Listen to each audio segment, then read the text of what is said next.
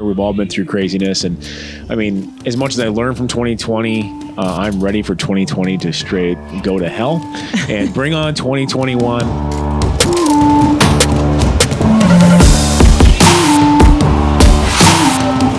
If we continuously use the prism of red or blue to justify our actions, our inactions, our natural bias, or our own opinions, instead of using the premise of right or wrong, we are all screwed. Welcome to the Now or Never podcast, all things entrepreneurship, people who just take life and kick it in the ass, people who make their passion their paycheck, who just want to make their own trail. And this is Now or Never 3.0. I just call it season 3.0, because Chad came up with it. It sounded cool.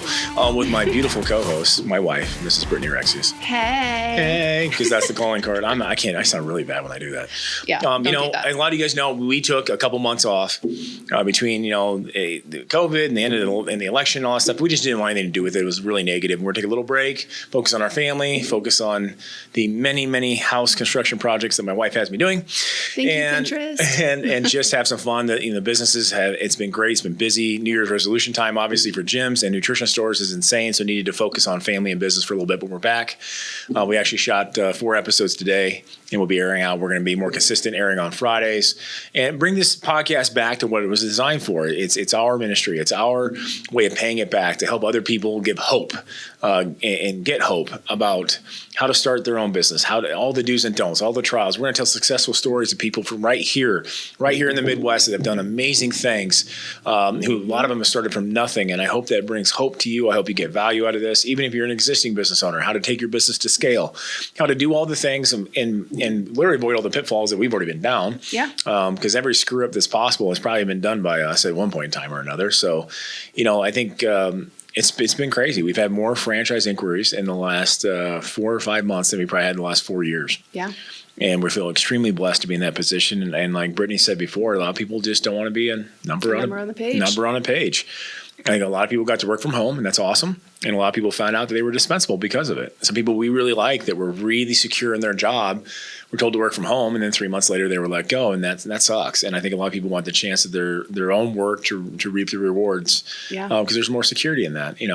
And most of our stores did very well because we were the last chain standing, but that's also because of how we operate our business. Yes. We operate our business in the black. We understand that we have to make profit. We can't spend foolishly. We don't do things in our business to affect the stock price. I think a lot of people in industries and retail, especially the big, huge conglomerates, this was the great leveling of the playing field. Mm-hmm. There's a lot of negatives, but this was one of the things that was a positive, that, companies in my industry like GNC that just opened up branches to show the stock price, that they were opening more locations, getting stupid rent deals, not worrying about people, which is the only asset that matters, but worrying about how many locations they had. That came back to bite them in the tail. Now, COVID didn't cause their bankruptcy. They weren't going to make their fourth quarter demands in 2019 anyways, but this happened to a lot of them in our industry. So a lot of my franchisees who have, trusted in us that relationships with people are the only asset that matters, have thrived. Mm-hmm. And so now we're looking at Hot Springs, Arkansas. It'd be cool. First Arkansas franchise. Ryan Dixon and his wife and daughter, they're going to run this thing. It's going to be awesome. I'm super jacked. I've known him since college. And I'm just excited for the opportunity. And how it turns out is a lot of these towns, 60, 70, 80,000 people don't even have a nutrition store now. Yeah. Versus 3 years ago, we had a town of like Norfolk had 4 competitors. It was 20,000 people. So the opportunity is there. If you're ever interested in franchising, obviously go to Rexius.com, look at the videos and have a conversation. Nothing's ever lost in a conversation. But San Diego, California, we applied for California yesterday. Council Bluffs is a go, Gretna's a go, and now we're opening the third Iron Heaven location. We're gonna grind no matter what. We're going to keep pushing because we have opportunity in front of us. We all survived 2020. Now we thrive in 2021. Yes. And I think that's our big mission. And today's, the first episode of season 3.0, we just kind of want to talk about what we've been seeing out in the social web world. Yes. And our mission is to bring people up along with us. That is our mission. All the things we're going to do from here on out that we have been doing, but we're going to be a little more vocal about it, is we want to have a message of positivity. Mm-hmm. And there's so many people, and I get it. Like, I get it, man. Like, we all got in that trap of politics and, COVID, and we were all online a lot more than usual. And then people are bored. People are depressed. I mean, teen suicide call-ins increased 300% last year.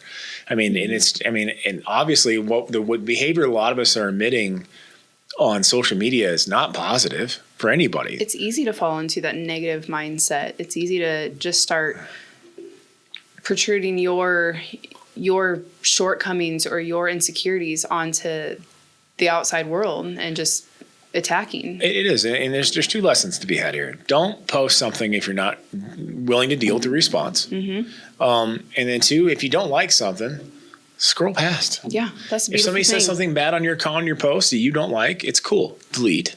And block. It's not that hard. The reason, like, people, and we've had comments. The guy yesterday I was talking to was like, well, I understand why you don't. I go, I don't think you do. I'm not just worried about business. I'm just like, if I can't say words that are going to lift somebody up, then I don't say anything. Now, I disagree with a lot of things on social media. Oh, yeah. And it's taken a lot of practice because I some things, they trigger me a little bit. Mm-hmm. And I'm like, you know what? Am I going to be lifting this person up by this comment or not? Probably not. And that's why I try to do a lot of conversations in person if possible. But, I'm just going to do a message of positivity the rest of the year. I don't, if you don't like, we had to think about our gym. And some people don't like what some people do in the gym or what some people wear or what. And listen, whatever gets you there. Yeah. That's how I look at it, man. Like I had one dude who wants to work out in a Spider-Man outfit once. He said it increases his deadlift percentage or something. And I'm like, you do you, boo-boo.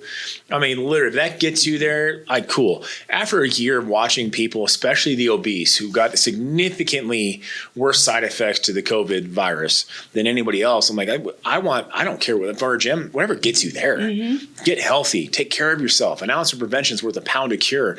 That means if you want to dress up like a giant chicken, I don't really give a shit. If you want to dry scoop pre-workout, cool. If you want to wear tights and whatever, cool. I do not care. Do not care at all. I just want you taking care of yourself. And if you're trying to go to a place positive, we can be part of it. Yeah. I mean, we chill with our kids too. Like, it's like, don't post controversial shit. No, don't post negative shit. Don't post negative. You want to have controversial, you want to have a conversation, cool. It's totally fine. It's everyone's social media. They can do whatever they want with it. I'm just saying that I think you'll find a lot more by breathing life into people and positivity and raising people up than you're ever going to get by arguing. And arguments need to happen. But I think, civil discourse is very hard to accomplish on social media because people read their own perception through your words. Yeah. If it's an opposite point of view, I know I do this. I read it in a snotty, snarky, point of view, and I have to stop myself. And Chad and I talked about this not that long ago, that I think it makes my age and just my experiences, but I don't judge anyone for their difference of opinion because I haven't lived their life. Right. Like, Chad's got different opinions. Chad lived in New York. Chad lived in LA. He's got more experience abroad than I do. So he's got his opinion developed for a reason. And my mom is 60. I won't say how old my mom is. Shit, that would have been bad. My mom's older than me. And she looks 21 though. She looks very young. Thanks, Mom. Remember me at Christmas. But she's got her life. And I know some of the things she's had. She's done things in her life that I don't know if I'd have the strength for. Mm-hmm. My mom has done, but she's got her developed opinions too. And I think also as her son, and I'm younger, that we have conversations to give a different point of view. Yeah. But I always did do it in person, and I think she deleted Facebook now, and which was good, because it's made her a lot happier. Yeah, it was toxic for her. But her and my aunt from the other side, it was a battle. It was a war. And I'm getting messages from everybody, private message from my aunt on my dad's side versus my mom. And then I'm getting text messages. And I finally just spoke both of them. And I may not have agreed with my aunt's perspective, but I agree that she gets to have her own. And I said, this is a shame that this is what social media and elections can do to people and families. I said, I love you. You've always been kind to me. And I hope you guys absolutely have the best. And I think you guys should all just drop this shit. And just remember that you guys have known each other since 1978, 76. Mm-hmm. I mean, that's how my dad met my mom, was through this aunt. I'm like, there's a lot of great things that came from that. Me being one of them. Okay. Yeah, I think you're exactly right. You guys, I think you guys have done such a good job, though, both personally and professionally, keeping things. You find a way, an outlet to kind of like let loose. There's something, whether it's political, whether it's financial, whether it's whatever, with COVID or whatever. For the most part, you also understand, though, that there are other people out in the world that do have fears about these things that you might not. So I do appreciate that. And so in a sense, even though personally there are, I think most of us, we're a lot more alike. And I know that I know that you hate that side. I know you hate that saying. We're a lot more alike than we are different. But that is part of the thing that social media gives people, is it gives them an excuse to go ahead and be the keyboard warrior. I fall into that trap before too, where I felt like my opinion on it was more woke than someone else's or whatever it was. Now, it doesn't necessarily mean that I'm attacking you. It's mostly the issue broadly, because a lot of times when somebody posts something, they'll post it and they'll trigger you, but they posted it so that it would get the attention. I want you to know how I feel about it. Oh, yeah. So then when somebody else goes on and says, well, actually, you got it wrong, then it becomes a personal thing than a positive thing. So I've learned, think about the issue at hand. Talk about the issue. Don't talk about the people that posted about it. Talk about the issue. And so that's where I've gone to it. I try not to. But when it is something that I feel strongly about, it'll be the issue I want to talk about, not the person that posted it. So it's tough. It is. And on social media, like, I don't care what the issue is, where it's coming from, who's talking about it. Nothing is going to be solved typing. It's true. Via social media or via text, because you know what? I'm going to read the content of the exactly text right. in the tone of my mood. If I'm in a bad mood, I'm going to read it in a bad mood. Yep. If, like, whatever it is. And so those kind of conversations always need to be in person. And I think lately, like, everybody's opinion, there's so many people that have this thought that their opinion matters more than anybody else's opinion. Yep. Everybody has a right to their own opinion, and everybody has the right to be respected for their own opinion. Sure. And there's been so many attacks of people for their personal opinion. My opinion is what makes me me. Your opinion is what makes you you. Totally. You're I'm not going to go attack somebody. And we've had some people, and I don't get vocal on social media very often, but when Mama Bear comes out, when I feel like a group that is kind of all of our ambassadors, all of our employees, they're all my kids, whether they're older than me or not, they're my kids. Right. And I will protect them. And just as well as my friends, if somebody messes with my circle, I will viciously attack, or I will viciously protect them. Totally. And the opinion warriors, I guess, is more what I want to call them right now. It's just and the thing that she was upset about. I talked to the person, and he didn't even understand what it was. Why people were mad. He didn't mean it the way he meant it. And I just said, and I explained it to him, and he deletes the post and apologizes and all those things. And it was that's why I'm like, okay, I'm gonna have a conversation in person. I want to feel. Yes. I want to feel their emotion. I want to feel what's going on. And I'm a feelings person. And I hate talking on the phone, but I want just an in-person conversation. We get shit hacked out and be done. And my business partner that we have in the gyms, that we don't text each other if there's ever anything controversial, because it'll blow up into a fist fight when it could have been solved in a 2-minute. Like, oh yeah, and again, maybe it's part of it just at my age, dropping my ego a little bit. Yeah. Because I think a lot of times when you're in your 20s and 30s, you really think you have your shit figured out. Then you hit 40 and you realize, I'm not there yet. Yeah, there's this newfound ego, though. The social media has given us this platform that we all think that our opinion has to be heard. Right. And again, I'm not omitting myself from this. Okay, I'm speaking about myself because I am aware that it has caused some problems, in my own life. But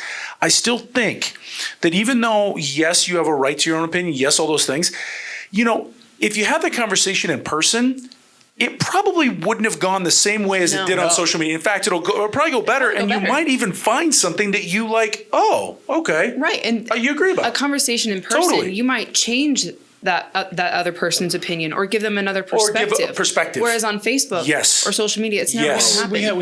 We had it last week. Like it was 2 weeks ago, and got a DM and very upset, and I got very upset, and I'm like, I literally had no idea. And people use my name to elevate conversations all the time, and I'm like, it really was cool. I'm like, just come talk to me, and the guy did, and I'm like, and we're good. I mean, we're like, it was over. It was 100% positive, and he was happy. I was happy. I'm like, I go, listen, let's straight up, like, one, I don't talk shit.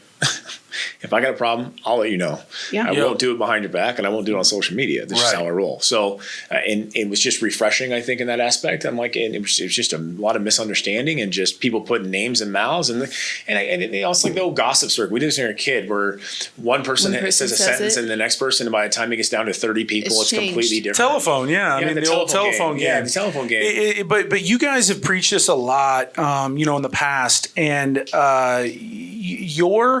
when your name is on the door, one little thing can get that name taken down. Oh yeah, big time. And I mean, you guys have lived. You've handed it down to your kids though too. That that conversation on social media is not more important than building, whatever it is you're trying to build. Because when it's all said and done, nobody's even going to remember that post. No, nobody cares. Nobody's going back now. So treat people with respect. If you have an opinion, it's fine. You have a right to that opinion, but also understand that there is a perception that's being built around that thing, and people can be treated differently because of that. So have a conversation with people if it's really that serious. Well, and that's the thing, and that's the same way we raise our kids. And I've told them the same thing. Now that some of them have social media now, and I'm just telling them, hey, if you have nothing positive to say to that person, even if you disagree with it, and this is my kids, and because they're 15, and it's good advice. They're young, and I'm like, I go, just move on. Yeah. I said, if it bothers you that bad, then block. I said, if you don't want to see it, that's cool. You have the full ability to be an adult, swipe along, and go to something else. I said, I go, if you're not, if someone is in harm, if someone's going to get hurt and you can prevent that, I believe as our faith, you are charged to help them and intervene. Somebody's talking about suicide. Somebody's talking about hurting themselves. I agree. They feel like you're getting abused. Get off your ass and go do something because you don't want to have that in your head that you could have changed that. I said the same way when they're at school. I said, if there's somebody sitting alone at the lunch table, you're going to go sit with them. If you see that kid get made fun of, you're going to defend them. You need to be. You know what I think social media has become though? I almost feel like people are following people they don't like so that they can. Exactly. So that they can. Howard Stern approach. Yeah. Howard Stern approach. He had the biggest ratings of any radio DJ at the time. You ever watched Howard Stern? Because all these people hated him. 80% of people just want to see what they said so they could report him. Yeah. It still made him the most successful DJ in history. Look at politicians. You name a politician. Half the people that follow you are the people that hate you so that they can woke check you. Yeah. Exactly. And that's where I. And so it's like all this hate. You're supposed to follow people to for the positive. Now you have the freedom to follow people you don't like, I guess. But that's what are you doing? That's my thing. Is like, do you read? Some people just want to argue, and that's fine. But I go, is what you're watching enriching your life in any which way, or did you just waste 2 hours of your life waiting for somebody you dislike to say some of the wrong things so you can screenshot and put it on Twitter? I think we're humanity is about we're socially we are maybe going towards hitting our rock bottom. I don't want bloodshed, but I think there's going to be a time where hopefully people aren't physically dying, but in some way, shape, or form, people are going to have to hit rock bottom to go, oh, that may be really. Let's say it this way: if all the people that are on Facebook right now and Instagram who sit there and literally just troll. There's millions of them, right? That just there's try to argue. Companies that trolls it. Just do it. And let's say we all took a month off of social media from being anything negative. We took that energy and built homes for the homeless. We could literally probably fix homelessness. We probably could in a heartbeat. Yeah, in a heartbeat. And you might enrich your life too. You might even get healthier. That's just it. And I think we found over the last couple of years that when we do things for other people. And people say, you're doing it for the wrong reason. Oh, shut up. They're getting things done, and it enriches my soul. Yeah. It makes me feel good.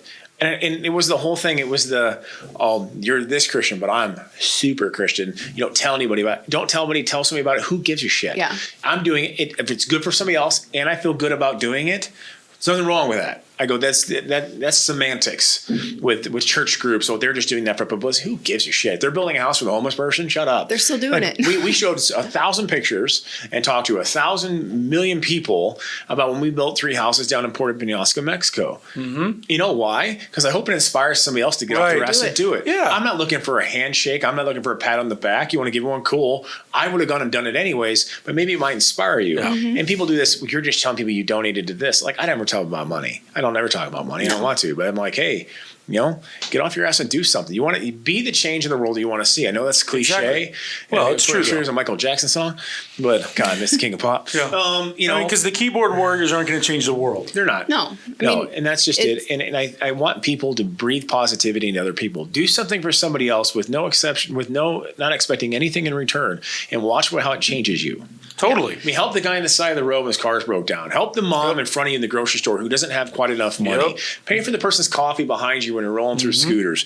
Just do it and start doing it and watch the rewards be. Now, I don't know if we have faith. I know there's atheists who listen to this, and there's people who don't. Like, cool. It's just good karma. Yeah. I mean, and honestly, maybe you don't get anything back out of it, but I'm telling you, you'll feel better inside. Yeah. Instead of leaving that negative post, go and put a positive one. Yeah. Grit through it, whether you want to put that positive post or not. But you know what? At the end of it, you'll probably feel better about yourself 100%. Putting that positive 100%. thing. And you know what? You may have changed that person's day. And Alexis Williams, one of our old managers, the story that she told us about being the day maker will stick with me forever. Like, it's be somebody's day maker. You never know what somebody is going through. She was cutting somebody's hair and just being super nice and obnoxiously nice and whatever, and then found out later, and that person came back weeks later. She goes, I was coming home to I came here to get my hair done, so I look good. She's going to go home and commit suicide. And she decided not to because Alexis was so obnoxiously nice. She goes, you were my day maker. You made my day. Yeah.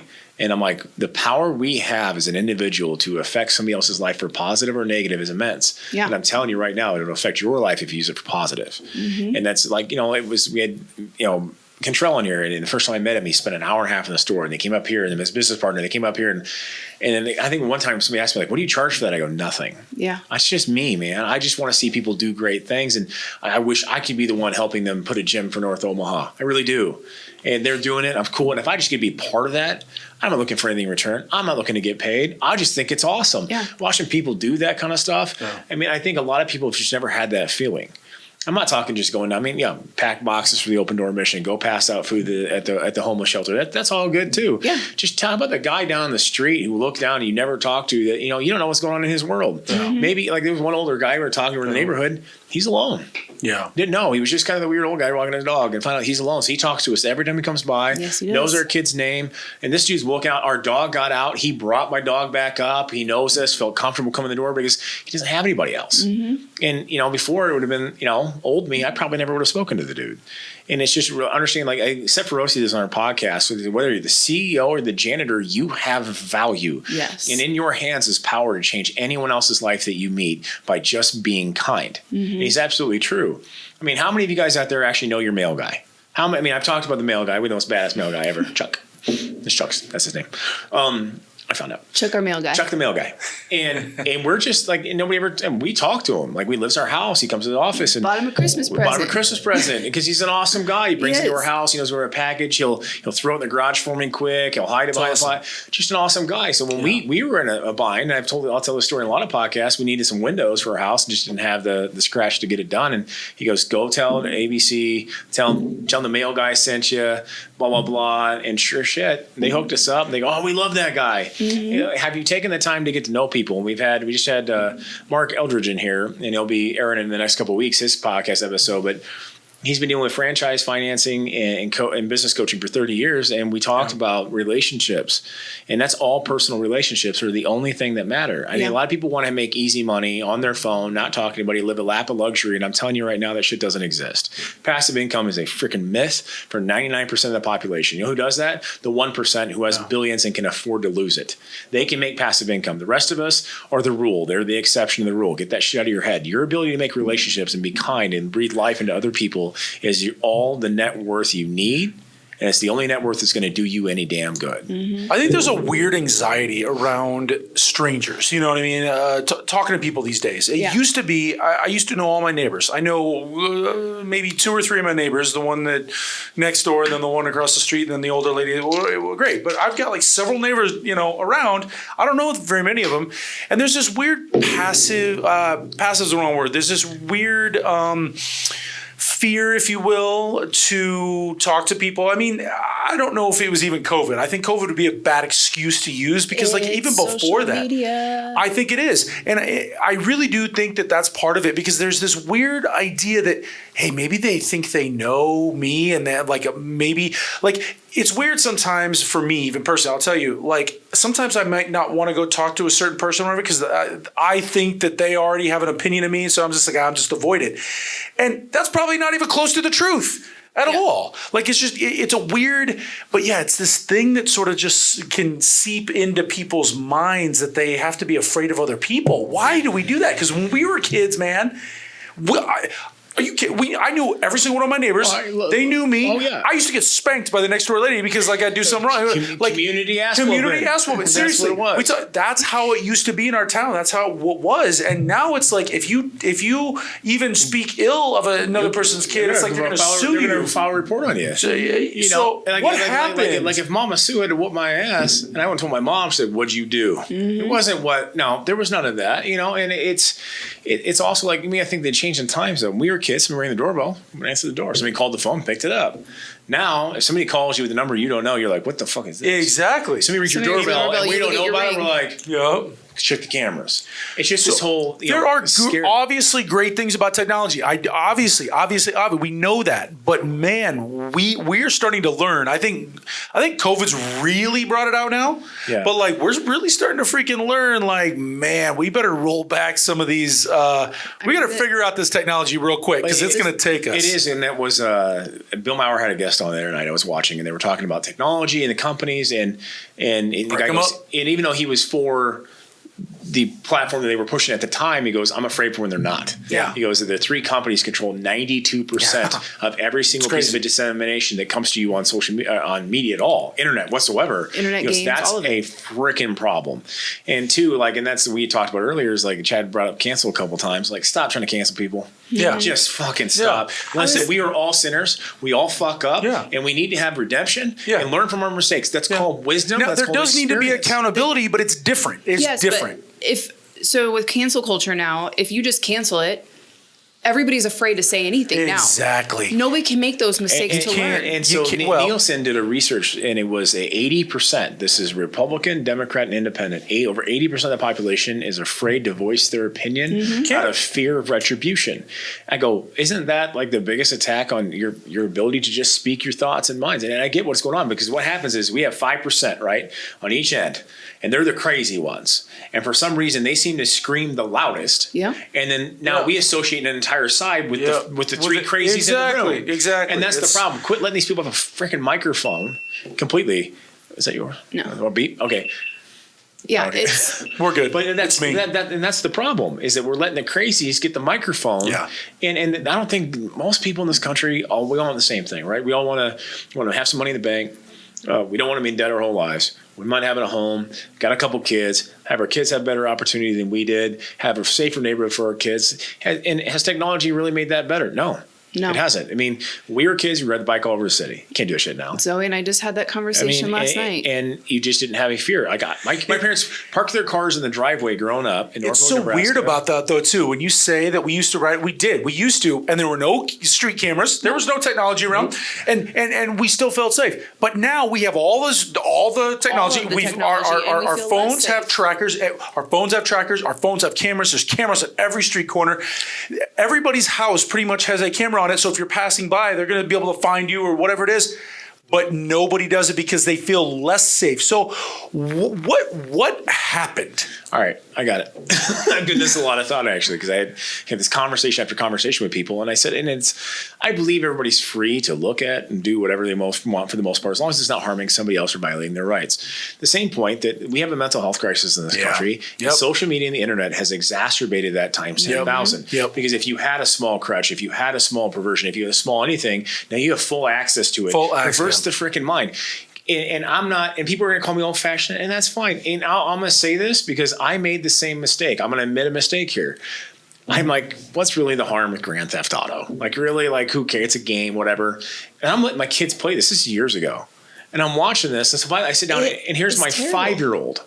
at the time playing a game where he gets to run over a cop, jack a car from a lady, you run over a baby stroller. I'm like, what? And I kind of knew the premise, but I really didn't know it. Not to mention all the sex crimes that happen in that game. Yeah, it's terrible. I mean, listen, I'm not a complete prude, but I know exactly what you're talking about. There's some weird stuff. Like the shooter game, I don't want to blame those things on people's mental illness, but I think because these young kids, their brains are not fully developed. I mean, they're not. We're neutralizing it. We're neutralizing it a little bit, and things are like it's just it's unfortunate. Like I'm not a complete prude because I do think that we take responsibility for our actions. We had video games back then in the day. We used to have shooter games. We had Halo. We had GoldenEye was the greatest thing. GoldenEye was, but it's different now. It's so realistic. It's so realistic. It's so vulgar, and you know our standards for music and whatnot. And I'm allowing people, but the thing is, I'm not worried about people like us that have a fully developed mind, a fully developed opinion, who can say that's fake, that's not real. We have a mental health crisis in the country, and those people can't tell the difference. They can't tell the difference, and that's a problem. And the question is, where do you draw the line? Do I take away your right to watch some shit you want to watch, even if I disagree with it? Well, it's not you I'm worried about. It's the crazy one. And I think the thing is, we have to have a very big, large mental awareness campaign in this country. Parenting is getting harder. And I'm not a big social medicine guy at all, but I believe universally allowed and paid for any kind of psychological treatment. The government doesn't do a lot of things I agree with correctly pretty much ever, because they're two sides of people who hang out at the same country club and get us to fight each other half the time. But that's another topic. But I believe that people should have access to free psychology, psychiatry, whenever they need, no matter what, for free to go in. And because we have an issue in this country, and it's just call it moral verification, call it whatever you want to, but just so they have access to that crap. Because I've seen teen suicide call-ins raised 300% in a year. And honestly, you call it online. The more online they go, the worse it is. Because last year they were forced online even more so than they were, because a lot of them couldn't be in school. Their schooling was online. Their entire world now was literally on social media, because a lot of them couldn't even see each other. And suicide call-ins for the suicide prevention line went up 300% by teens. That should tell you that we're not doing it. So if you watch The Social Dilemma on Netflix, and I watched it, and I want the kids to watch it, they're rewiring your brain. The creators don't even let their kids have any social media until they're out of high school. They have no notifications turned on their phone. These are the guys who created these things. And I'm like, if this is the guy who's created it and he's scared of it for his own family, it is scientifically addicting. It is very addicting. It is scientifically addicting. We are so okay with neutralizing so many things that it just goes further and further and further, to the point where everything's going to be okay. We're not going to have any morals and values. And there's going to be more crime, and there's going to be more depression and more suicides and more of this. My biggest fear was 6 kids. I agree. That somebody's they're going to get kidnapped and trade in the sex trade. And that was our only beef with the COVID stuff and the kids in the mask. Wasn't so much for any other reason than I didn't want my kids being okay hiding their face. We've known that Elizabeth Smart was within 6 blocks of her home the whole time wearing a mask. They had no idea. And Omaha, Nebraska is the 4th worst city in the country to be abducted under the age of 18 and trade in the sex trade.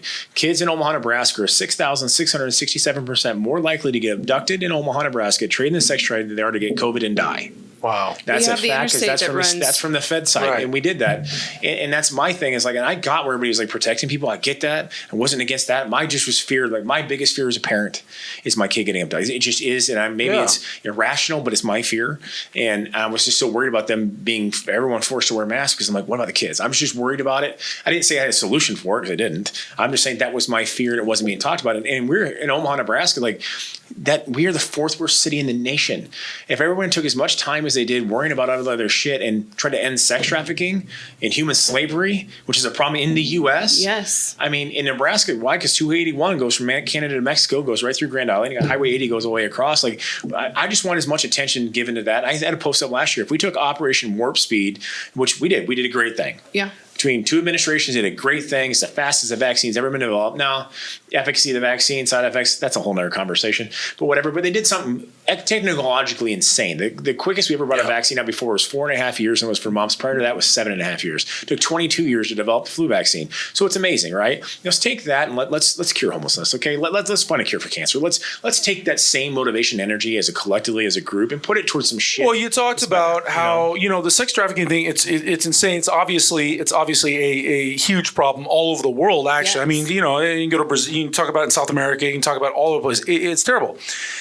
Part of that really still comes from there is a need for a mentally ill person to have, you know, because anybody that wants to keep somebody as a slave, whether they are young or old or whatever, has a mental problem. Yes. And nowadays, okay, we go back, 100 years ago. That's a different thing. That's a different thing. That's a comedy thing. We're not going to talk about that. But mental health is one of our biggest, whether or not you want to say, climate change or healthcare or whatever it is. We have a mental health a serious crisis right now, and it affects a lot of us. And there's you could almost equate this to why people are why people join drug cartels. What I'm saying is these people are starved for more money or something or something they can't have, and they'll kill for it, they'll rape for it, and they'll steal. It's insane. Just like an addiction. Absolutely. You always are chasing that first high. Yep. So if you start watching one kind of porn, and that doesn't do it for you. Then you go to the next kind of porn. Then that doesn't do it for you. Then you go to the next kind of porn. Then that doesn't do it for you. So then you go to real humans. Like it's with anything. It's accelerated. And that's the thing. I mean, we are the fattest we've ever been as a nation. We're the healthiest we've ever been as a nation. We have more addictions to pharmaceutical drugs than we do actual street drugs in this nation. And it's a money game. I mean, and everybody's in debt more than they've ever been in their entire life, which is today's indentured servitude. I said, of course people are fucking depressed. Then you're going to throw a bunch of shit on social media about things that they can't achieve or can't have. And then what happens? Resentment. And then you got anger. And then you got anger. And then you got politicians telling you it's all that guy's fault or this guy's fault, and they're going to help you get it. Well, we all know politicians are notorious for promising shit that they can't do. And these people, all sides. And these people are using social media as a way for them to sort of psychologically deal with it, with their mental illness. Instead of going to see someone about it or trying to figure it out or praying or going to God, whatever it is that you that you need that outlet, they're using that as their outlet. And like I said, I've fallen into that too. So we all have to a certain degree. So I'm not completely innocent, but. When we were growing up, if somebody made fun of us or whatever, we'd deal with it. We'd be mad about it. We'd maybe fight the person about it. We'd figure it out. But, we had the mental capability. We didn't have this like social media. So you can go home and shut it off. You can go home and shut it off. And so when somebody gets made fun of now in school, it gets posted on their Instagram. It gets posted on their Snapchat. And then pretty soon they're ridiculed for it. The old school knows you're ridiculous or you pooped your pants or something. I just had to have a conversation. I just had a conversation with our son who's 15 and his girl he's talking to online and whatever. And I said, you need to be conscious of your decisions. I know you need to be adapting to this world. So I'm not going to cut you off. You want to be a video game programmer. You got to build an audience and all these things. These guys we're always talking to, and I said, just be careful. Don't do anything stupid. Right. You want to impress somebody by showing them something on social media. Yeah, but don't the kids are 15. They're wired with hormones. I go, don't send the dick pic. He said, why? I go, some kid at Creighton. We went to a fundraiser a couple years ago, and he had sent a girl one. She kept it, used it as blackmail for 6 months. Finally, she posted it. He went home and shot himself in the head.